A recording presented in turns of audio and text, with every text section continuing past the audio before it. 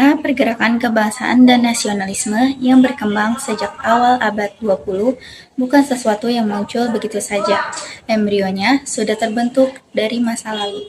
Terlepas dari berbagai konflik yang meliputi pasang surutnya, kerajaan Sriwijaya dan Majapahit, sejarah pernah mencatat bahwa ada beberapa kerajaan di Indonesia yang dapat menyatukan hampir seluruh wilayah di Indonesia saat ini. Selain kebanggaan pada kejayaan masa lalu, terdapat faktor yang mendorong munculnya kesadaran bangsa atau nasionalisme, yaitu yang pertama, agama Islam sebagai mayoritas. Dua, penjajahan atau kolonialisme oleh Belanda. Ketiga, pendidikan Barat telah melahirkan elit politik yang baru yang memiliki kesadaran bahwa mereka sebenarnya dijajah oleh Belanda. Yang keempat, Volksraad, lembaga perwakilan rakyat Hindia Belanda yang didirikan pada tahun 1918, mempertemukan elit-elit bumi putera dari berbagai daerah dan suku bangsa yang telah menumbuhkan perasaan senasib dan sepenanggung di kalangan kaum bumi putera sekaligus kesadaran bahwa pada dasarnya mereka sama. Dari faktor-faktor di atas, terbentuklah organisasi-organisasi kebangsaan sebagai penanda bangkitnya kesadaran bangsa Indonesia. Organisasi Pergerakan Indonesia awal abad ke-20 menjadi titik awal dari kemunculan organisasi politik di Indonesia, baik yang bersifat kepemudaan, keagamaan, kedaerahan, gerakan profesi, sosial, maupun organisasi politik. Banyak organisasi politik kebangsaan yang berdiri sejak politik etis diberlakukan di Hindia Belanda, antara lain Budi Utomo, Sarekat Islam, Indis Partij, Muhammadiyah, Nahdlatul Ulama, Gerakan Pemuda, dan lain-lain.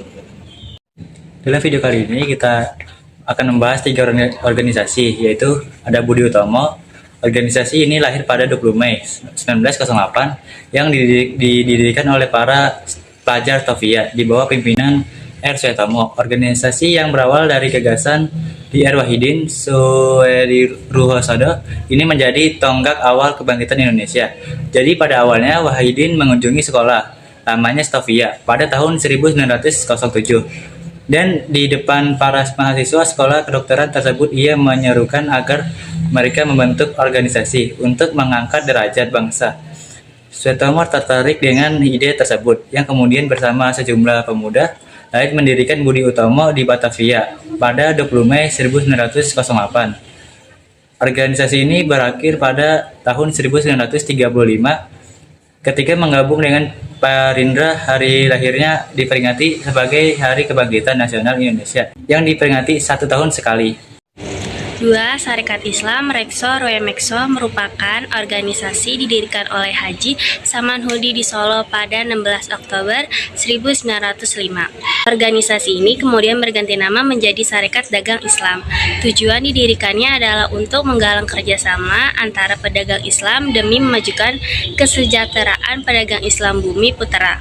Untuk mengembangkan organisasinya, Samanhudi menggandeng Haji Omar Said Djokroaminoto yang kemudian diubah namanya menjadi Sarekat Islam. Dengan alasan organisasi ini tidak terfokus pada pedagang, Sarekat Islam bercita-cita untuk menentang ketidakadilan terhadap rakyat bumi putra dengan ciri kerohanian yang tetap demokratis dan militan. Oleh karena itu, Sarekat Islam disebut sebagai gerakan nasionalis demokratis ekonomis.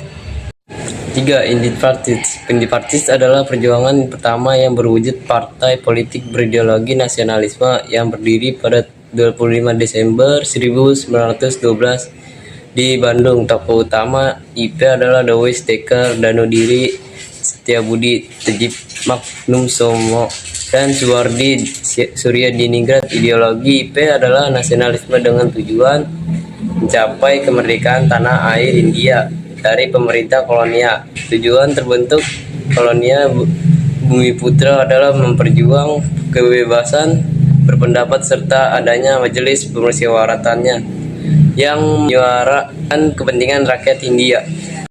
Selanjutnya, Perang Dunia Pertama dan pengaruhnya di Indonesia. Perang Dunia Pertama berlangsung pada 1914 dan 1914. Dimulai dari pembunuhan terhadap pewaris mahkota Austria dan Hungaria. yakni Arduke Franz Ferdinand beserta istrinya yang bernama Arduces Sophie pada 28 Juni 1914 di Sarajevo oleh kelompok teroris Serbia. Akibatnya berlanjut pada meletusnya perang di beberapa front selama 4 tahun berikutnya. Kemudian ada dampak yang diakibatkan dari Perang Dunia ke-1. Yang pertama yaitu kepopuleran paham demokrasi dan nasionalisme yang meruntuhkan eksistensi sistem aristokrasi kerajaan. Paham nasionalisme tersebut dibawa dalam arah pergerakan Indonesia, seperti terbentuknya organisasi yang bersifat kebangsaan, contohnya Budi Utomo dan Sarekat Islam.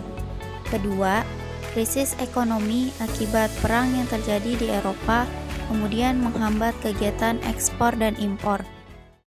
Kongres Sumpah Pemuda. Kegiatan Kongres Pemuda 1 pada 30 April sampai 2 Mei 1926 yang dihadiri berbagai organisasi pemuda. Dari catatan autobiografi Ketua Penyelenggaraan Kongres Pemuda pertama, menceritakan perdebatannya dengan Muhyamin dalam penggunaan istilah untuk bahasa persatuan, apakah bahasa Melayu atau bahasa Indonesia. Akhirnya disepakati istilah untuk bahasa persatuan adalah bahasa Indonesia pada Kongres Pemuda berikutnya. Kongres Perempuan. Perjuangan mencapai kemerdekaan bukan hanya dilakukan oleh kaum laki-laki, namun juga oleh kaum perempuan. Indonesia pada 22 sampai 25 Desember 1928 bertempat di gedung Ndalem Joyodipuran, Yogyakarta. Kongres Perempuan pertama diadakan. Tujuan dilaksanakan Kongres Perempuan Indonesia adalah menyatukan cita-cita dan usaha memajukan wanita Indonesia. Yang terakhir ada pers dan sastra pembawa kemajuan.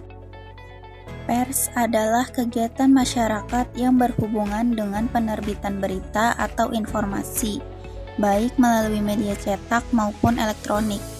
Adapun peran pers dalam masa pergerakan nasional.